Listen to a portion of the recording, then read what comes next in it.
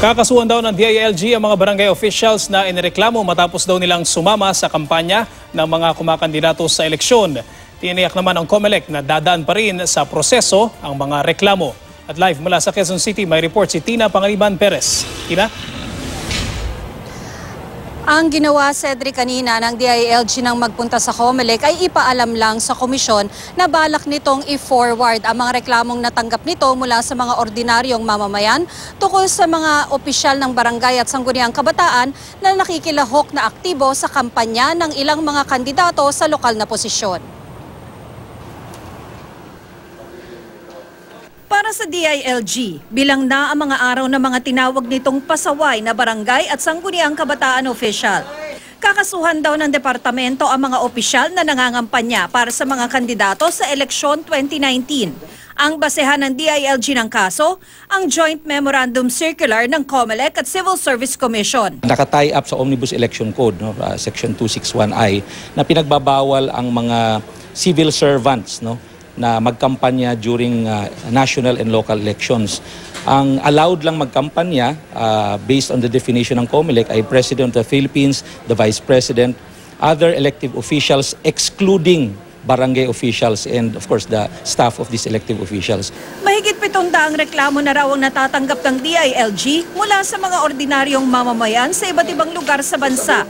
Kalakip ng ihahaing reklamo ng DILG sa COMELEC ang mga litrato at video ng mga kakasuhang opisyal habang nakikisali raw sa kampanya. Pasaway yung mga opisyalis, alam naman nilang batas, hindi pa rin nila sinusunod yung batas. Kung ayaw nilang sumunod sa batas, mag-resign sila sa pwesto. Ayon naman sa COMELEC, daraan sa proseso ang reklamo. We have to wait for them to actually file verified complaints. Kailangan lang magkaroon na ng parang sworn affidavits yan. And base dyan, magkakaroon ngayon ng investigation sa COMELEC side. Again, for possible election offenses. Ayon kay Jimenez, wala siya natatandaang barangay official na naparusahan na ng COMELEC. Kailangan silang mag-file talaga. And usually doon pa lang medyo umaatras na yung ibang mga nagre-reklamo. To a certain extent, alam nila, nakasama nila sa community yon. So pag walang nangyari dun sa reklamo nila, they're afraid of repercussions. There have been, again, disciplinary actions against local government officials that I know of, but those have not been because of the COMELEC, but because of the DILG. Habang papalapit naman ang eleksyon, todo na ang pangangampanya ng mga kumakandidatong senador sa iba't ibang panig ng bansa. Sa isang palengke sa General Santos City, nanuyo ang pambato ng 8 Diretso na si Bam Aquino. Romblon ang pinuntahan ni Samira Guto, habang nasa Quezon City naman kahapon si Mar Rojas. Mga taga-Bacolod ang niligawan ng hugpong ng pagbabago kasama sina Bato de la Rosa, Bongo, Coco Pimentel at Francis Tolentino. Naroon din si Amy Marcos. Sa Leyte nagtungo si Pia Cayetano at Laguna si Bong Revilla kahapon. Kanina nasa Cavite si Cynthia Villar. Nangampanya rin si Rafi Alunan sa Bacolod. Sa Jensa nag-ikot si Jonathan Valdevarona. Grupo ng kababaihan ang sinuyo ni Melchor Chavez. Sa Quezon City si Nery Colmenares. At Laguna si Sunny Matula. Nasa Cagayan de Oro si Alan Montaño. At Ormoc si Willie Ong kahapon. Sa Parañaque naman naglibot si Grace Poe. Patuloy namin sinusundan ang aktibidad ng iba pang mga kandidato. Ang 52 cases na balak ihain ng DILG laban sa mga barangay at SK officials na nangangampanya raw para sa ilang local candidates ay pauna pa lang daw. Balak daw ng departamento na magsampa ng karagdagang kaso pagkatapos ng Semana Santa. Cedric? Pero Tina, itong 52 cases na sinasabi mo, ito ay talagang magfa-file na ang DILG. Tsaka ano raw yung pinangahawakan nila o gaano daw katibay yung pinangahawakan nila para mapatunayan ng DILG na nangampanya nga itong ilang mga empleyado ng gobyerno para sa isang kandidato, Tina?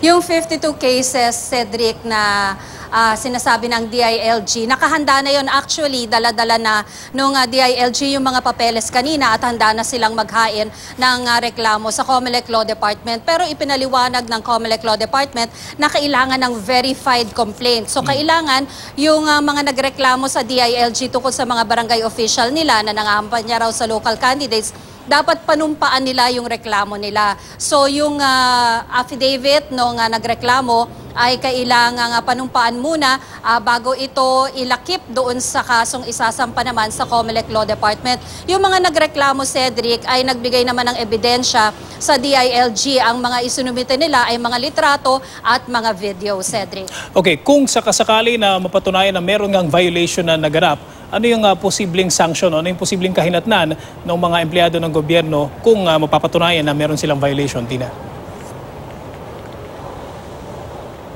Ang sabi ng DILG, ito ay election offense, kaya ang parusa ay posibleng 1 to 6 years na pagkakakulong at perpetual disqualification sa pag-upo sa gobyerno. Pwede rin kasing may makitang mga paglabag dun sa ilang mga civil servants sa civil service rules natin, Cedric. Okay, yung 52 cases, Tina, ito ay nasa DILG pa. Hindi pa ito na-file, tama ba?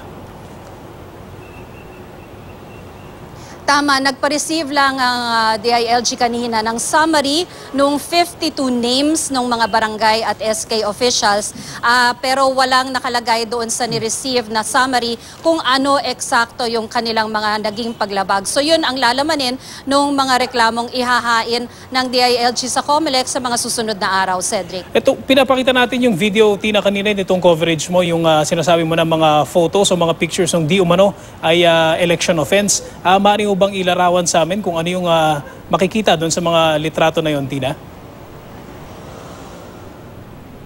Nasilip natin yung ilang mga gagamiting ebidensya ng DILG. Doon sa litrato ay makikita yung mukha noong barangay official na inirereklamo ng ordinary citizen. Nakabilog actually yung ibang mga mukha at ang setting o yung lugar kung saan kinunan yung barangay official na inirereklamo ay actual campaigning daw ng local candidate, Cedric. Okay, maraming salamat, Tina Panganiban Perez.